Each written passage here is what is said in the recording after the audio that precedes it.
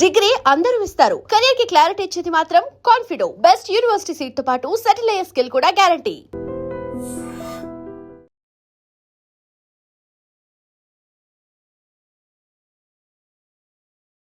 బాబోయ్, దేశం ఒక పెద్ద ప్రమాదం నుంచి త్రుటిలో తప్పించుకుందండి. 9 మంది ఉగ్రవాదులు దేశంలో విధ్వంసం సృష్టించడానికి ప్లాన్ చేశారు. ఆ 9 మంది కూడా ఒక్కసారిగా అరెస్ట్ అయ్యారు. ఏకకాలంలో ఢిల్లీ స్పెషల్ ఆపరేషన్ టీం ఈ 9 మంది ఉగ్రవాదుల్ని అరెస్ట్ చేసింది.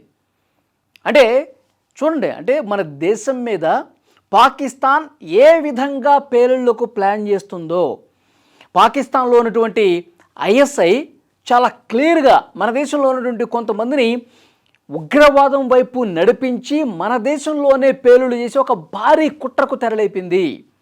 సో మన దేశ ఇంటెలిజెన్స్ పక్కా సమాచారంతో ఈ 9 మందిని అరెస్ట్ చేశారండి.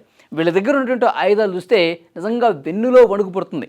ఇక్కడ స్క్రీన్లో కూడా మీరు చూస్తున్నారు, వరుసగా వాళ్ళ దగ్గర పెద్ద పెద్ద రైఫిల్స్, ఆయుధాలు, పదునైనటువంటి కత్తులు ఇవన్నీ కూడా పోలీసులు స్వాధీనం చేసుకున్నారు. ఈ 9 మంది ఒక్క ప్రాంతానికి చెందిన వాళ్ళు కాదండి. ఒకడు ఢిల్లీ నుంచి ఉన్నాడు, ఇంకొకడు పంజాబ్ నుంచి ఉన్నాడు, ఇంకొకడు ఉత్తరప్రదేశ్ నుంచి ఉన్నాడు, ఇంకొకడు బాంబే నుంచి ఉన్నాడు.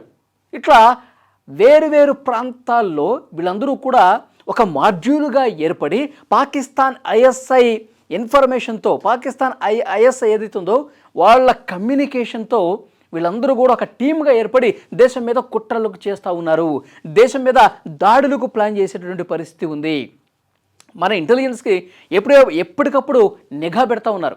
ఎందుకంటే గతంలో జరిగినటువంటి ఘటనల దృష్ట్యా ఢిల్లీతో పాటు దేశంలో ఉన్నటువంటి ప్రధానమైన ప్రాంతాల్లో మన ఇంటెలిజెన్స్ వ్యవస్థ 2 కళ్ళు కాదు 1000 కళ్ళతో నిఘా పెట్టి ఎక్కడికక్కడ తనిఖీలు చేస్తున్నటువంటి పరిస్థితి ఉంది. అంటే ఫిజికల్ తనిఖీలే కాదు, సోషల్ మీడియాలో ఎవరెవరు ఏం మాట్లాడుకుంటున్నారు, అనుమానం ఉన్న ప్రతి అకౌంట్ని కూడా ఇంటెలిజెన్స్ అనుమానం వస్తే చాలు వెంటనే స్థానిక పోలీసులకు ఇన్ఫర్మేషన్ ఇచ్చేస్తుంది. దాని మీద వాళ్ళు కళ్ళు క్లియర్గా పెట్టి చూస్తే వాస్తవాలు వెలుగులోకి వస్తూ ఉన్నాయి. ఈ 9 మంది కూడా సోషల్ మీడియా కేంద్రంగా ఒకళ్ళ ద్వారా ఒకళ్ళు పరిచయం అయిపోయి పాకిస్తాన్ ఐఎస్ఐ సహకారంతో వాళ్ళు ఇచ్చినటువంటి గైడెన్స్తో దేశంలో కుట్రలు ప్లాన్ చేశారండి. అతిపెద్ద పేలుళ్లకు ప్లాన్ చేశారంట. ఎక్కడ ఢిల్లీలో ఒక ప్రధానమైనటువంటి ఆలయం వీళ్ళ టార్గెట్లో ఉంది. ఇప్పుడు అరెస్ట్ అయిన తర్వాత వీళ్ళ సోషల్ మీడియా ఖాతాలని పరిశీలించిన తర్వాత వీళ్ళు ఎవరితో టచ్లో ఉన్నారో చూసిన తర్వాత మన ఇంటెలిజెన్స్ కూడా భయం గొలిపే విధంగా వీళ్ళ ప్లానింగ్స్ ఉన్నాయి. ఢిల్లీలో ఒక టెంపుల్ని టార్గెట్ చేశారు. అదే ఢిల్లీలో ఢిల్లీ సోనిపత్ ఆ మార్గంలో ఒక పెద్ద దాబాని టార్గెట్ చేశారు. బాంబేలో ఒక హోటల్ని టార్గెట్ చేశారు. ఉత్తరప్రదేశ్ రాష్ట్రంలో 2 టెంపుల్స్ని టార్గెట్ చేశారు. ఇట్లా వీళ్ళ లిస్టులో ఏంటంటే అతిపెద్ద ఏవి ఆ స్థానికంగా టెంపుల్స్ ఉంటాయి కదా, ప్రసిద్ధ పుణ్యక్షేత్రాలు, అక్కడ ఎక్కువగా భక్తుల రద్దీ ఉండేటువంటి దేవాలయాలు కొన్ని ఉంటాయి కదా.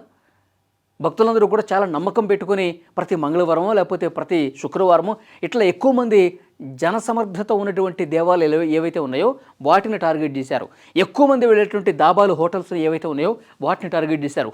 బాంబేలో ఒక ప్రముఖ హీరో ఇంటిని కూడా టార్గెట్ చేసినట్టుగా వీళ్ళ లిస్టులో ఉన్నట్టుగా తెలుస్తోంది. సో కానీ త్రుటిలో ఈ పెద్ద ప్రమాదం తప్పిందనమాట. మన ఇంటెలిజెన్స్ పూర్తి నిఘాతో వీళ్ళందరినీ కూడా ఏకకాలంలో అరెస్ట్ చేశారు. ఒకరిని అరెస్ట్ చేసి ఇంకొక రోజు ఇంకోటిని అరెస్ట్ చేయడం కాదు, మొత్తం ఒక్కసారిగా ఇన్ఫర్మేషన్ తీసుకొని ఒక్కసారిగా వాళ్ళ మీద పడి అరెస్ట్ చేసి వీళ్ళందరినీ మొత్తం వాళ్ళ ఇంట్లో కావచ్చు, వాళ్ళ రూముల్లో కావచ్చు, వాళ్ళు ఎక్కడెక్కడైతే బస చేశారో ఆ ప్రాంతానికి వెళ్ళి మరీ వాళ్ళ దగ్గర ఉన్నటువంటి పదునైనటువంటి ఆయుధాలని, పెద్ద సంఖ్యలో రైఫిల్స్, పెద్ద పెద్ద గన్స్ని వాళ్ళు దాచిపెట్టారు. అవన్నీ కూడా తీసుకొని వీళ్ళందరినీ అరెస్ట్ చేశారు. వీళ్ళకి సంబంధించిన ఇన్ఫర్మేషన్ కూడా ఇప్పుడు మీడియాకి విడుదల చేస్తున్న వీళ్ళు 9 మందే ఉన్నారా, లేకపోతే వీళ్ళ వెనకాల ఇంకెంతమంది ఉన్నారు? ఎందుకంటే ఈ మాడ్యూల్ అనేది పైకి ప్రధానంగా కనిపించి 9 మందే, కానీ వీళ్ళ కింద ఇంకా స్లీపర్ సెల్స్ చాలామంది ఉంటారు.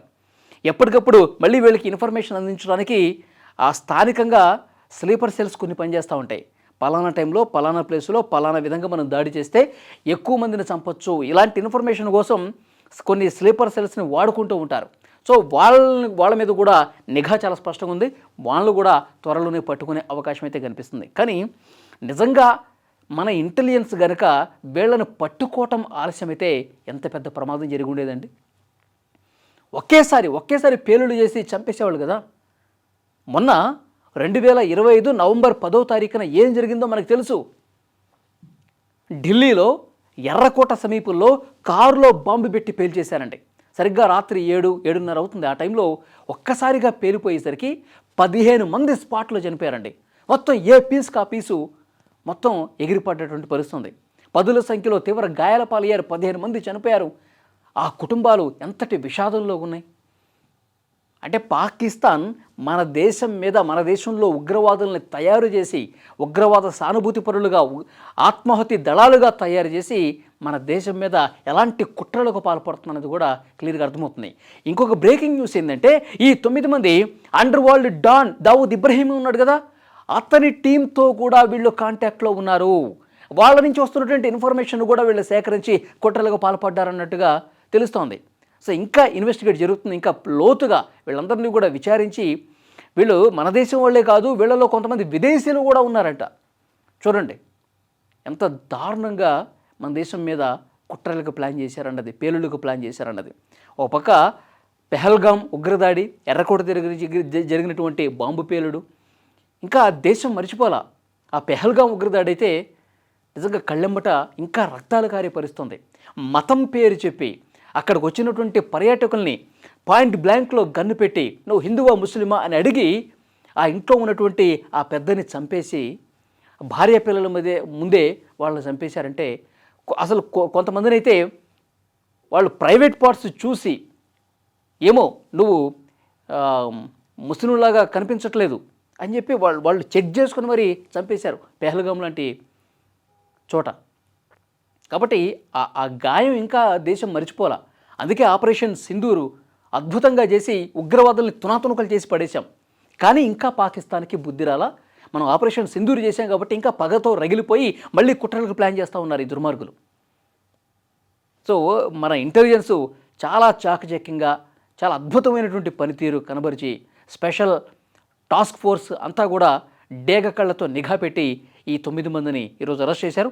ఇంకా వీళ్ళ వెనకాల ఎవరున్నారో కూడా మొత్తం కుట్రను కూడా బయటపెట్టే అవకాశం కనిపిస్తోంది.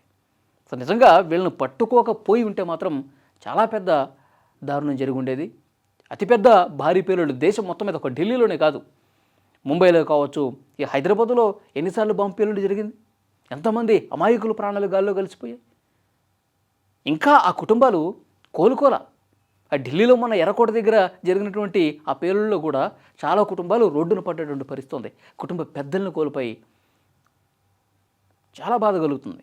కాబట్టి పాకిస్తాన్ ఇలాంటి దాడులకు ప్లాన్ చేయాలంటే భయపడే విధంగా ఆపరేషన్ సింధూర్ 2.0 రావాల్సిందే అని చెప్పి ప్రతి ఒక్క భారతీయుడు కూడా కోరుకుంటూ ఉన్నారు. పాకిస్తాన్కి ఇంకా బుద్ధి రాలేదు. కుక్కతో ఒక వంకరే. పాకిస్తాన్ నడ్డి విరచాలంటే, ఇలాంటి కుట్రలు చేయకుండా ఉండాలంటే అతిపెద్ద ఆపరేషన్ మళ్ళీ మనం చేయాల్సిందే అని ఒక డిమాండ్ వినిపిస్తూ ఉంది. మీరేమంటారు? Please comment.